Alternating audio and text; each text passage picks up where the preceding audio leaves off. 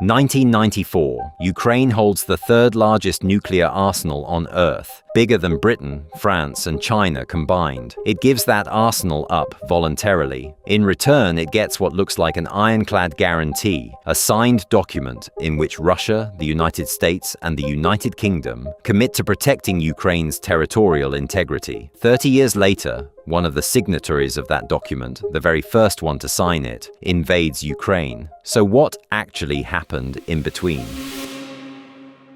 December 1991, the Soviet Union ceases to exist. 15 new countries emerge from its ruins, and one of them, Ukraine, wakes up as the third largest nuclear power on Earth. Not because it built that arsenal itself, because Moscow happened to station it on Ukrainian soil during the Cold War. The numbers are staggering. Ukraine inherits more than 1,700 strategic nuclear warheads, along with more than 5,000 pieces of tactical nuclear weaponry. That makes Ukraine the third largest nuclear arsenal on Earth, right behind the United States and Russia, larger than Britain, France, and China combined. Suddenly, Ukraine, a country that hadn't even existed as an independent state a year earlier, faces a question no other newly formed country in history has had to answer. What do you do with weapons capable of destroying civilization? The situation is more complicated than it looks. Ukraine physically holds the weapons, but not the launch codes. Those remain in Moscow's hands through a centralized command system left over from Soviet times. Ukraine is a nuclear power only on paper. It has the missiles, but not full operational control over them. Still, simply possessing that arsenal on its own soil hands Ukraine enormous leverage. President Leonid Kravchuk and the Ukrainian parliament quickly realize they're holding something the entire world wants, and start weighing exactly how much that leverage is worth before giving it up.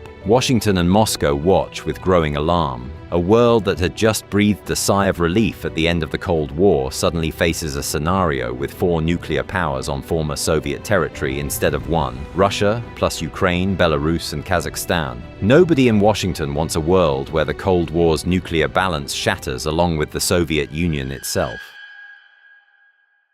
So Ukraine has the weapons, but not full control over them. It has leverage, but not the money to maintain it. Because alongside the political crisis, the country is going through an economic catastrophe at the same time. Ukraine's economy in the early 1990s collapses at a pace even Russia doesn't experience. Inflation reaches thousands of % a year. In many cities, power outages become routine. Entire neighborhoods spend their evenings in darkness because the country can't afford to maintain its own energy infrastructure, let alone a nuclear arsenal. Maintaining thousands of warheads, upkeep, security, personnel would cost billions of dollars a year. Money Ukraine simply doesn't have. At the same time, Washington and Moscow apply mounting diplomatic pressure. The United States wants 1 nuclear rival to negotiate with, not 4. Russia doesn't want a democratic, independent neighbor holding weapons that could threaten it directly. Both sides push Kiev to give up the arsenal, but Ukraine doesn't do it for free. In exchange for disarmament, it receives real compensation. Russia agrees to supply fuel for Ukraine's nuclear power plants, valued at close to $1 billion,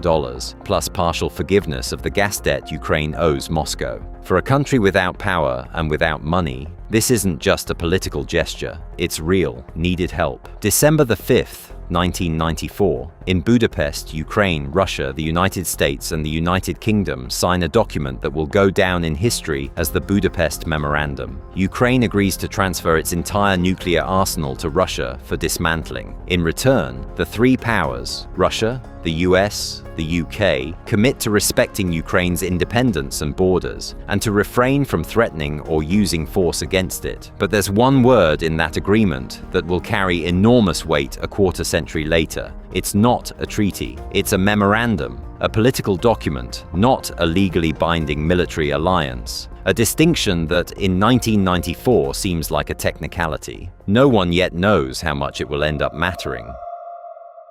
For the next 2 decades, it looks like the decision made in Budapest paid off. Ukraine builds an independent state, develops its democracy, balances between Russian influence and aspirations toward the West. There's no war, no invasion. The guarantees from the memorandum are never put to the test because no one breaks them. But beneath that stability, tension is building. Ukraine remains divided, geographically and politically, a pro-Western West, and an East and South more closely tied to Russia, including Crimea, a peninsula with a majority Russian-speaking population, home to a Russian naval base at Sevastopol, leased by Moscow under separate agreements. November the 21st, 2013. President Viktor Yanukovych, under pressure from Moscow, backs out of signing an association agreement with the European Union at the last minute. Mass protests erupt in the streets of Kiev, the Euromaidan. Months of demonstrations end in February of 2014 with Yanukovych fleeing the country. For Moscow, this is a red line. Instead of staying within Russia's sphere of influence, Ukraine is clearly turning toward the West. The Kremlin decides on a move no one saw coming, one that for the first time forces the world to ask what a promise made in Budapest is actually worth.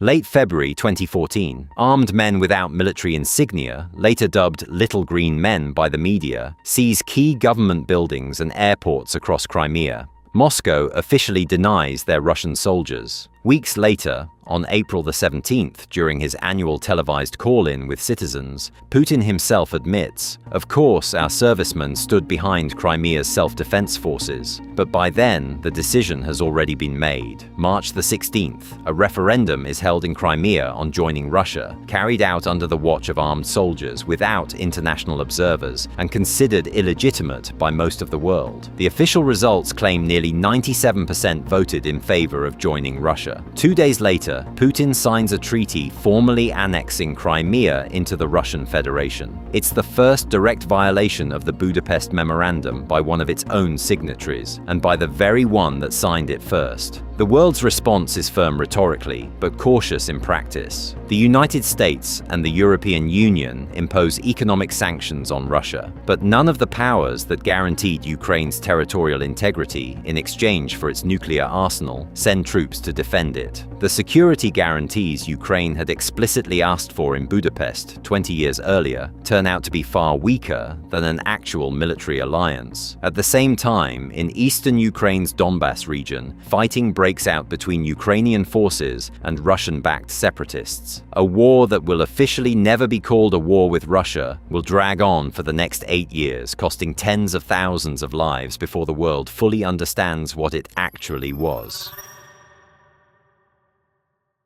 February the 24th, 2022. In the early morning, Russian forces cross into Ukraine simultaneously from multiple directions: north, east, and south. This isn't a limited incursion like Crimea 8 years earlier. This is a full-scale invasion, the largest conventional war in Europe since World War II. Most military analysts around the world expect Ukraine's capital to fall within days. It doesn't happen. Kiev holds. A war expected to last weeks stretches into months, then years. The world's response this time is different from 2014. Western powers, including 2 signatories of the Budapest Memorandum, the United States and the United Kingdom, begin supplying Ukraine with weapons, military equipment, and financial support on a scale Europe hasn't seen in decades. But even that support stops short of direct military intervention to defend Ukraine's borders, the exact thing the memorandum had formally committed to. The war continues. Millions of Ukrainians are forced to leave their homes, many for good. The Ukrainian military, backed by Western weapons, recaptures parts of the lost territory in the war's first months, but the front largely freezes for years of continued fighting. Whatever the eventual outcome of this war, one thing is already certain.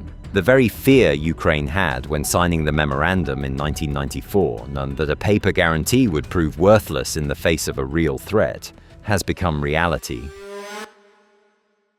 30 years after Budapest, the war in Ukraine still rages, and one question keeps resurfacing with growing force in government offices around the world. What if Ukraine had kept its nuclear weapons? No one knows the answer for certain. Maybe nuclear weapons would have deterred a Russian invasion. Maybe they would have led to an entirely different catastrophe. History doesn't offer do-overs to test alternate scenarios, but that question carries real consequences today, far beyond Ukraine's borders. North Korea, a country that has spent decades building its own nuclear program in defiance of international sanctions, openly points to Ukraine as proof. Countries that give up nuclear weapons in exchange for promises are left unprotected when a real threat arrives. Governments and military strategists in many other capitals are quietly drawing the same conclusions. For Ukraine itself, the Budapest Memorandum of 1994 has become more than a historical document. It has become a warning, proof that a written security guarantee without a real enforcement mechanism is worth exactly as much as its signatories' willingness to honor it at the hardest possible moment. A country that gave up the third largest nuclear arsenal on Earth in exchange for a promise of safety is now defending itself without it, and the world is watching, drawing conclusions that will shape decisions about nuclear weapons for generations to come.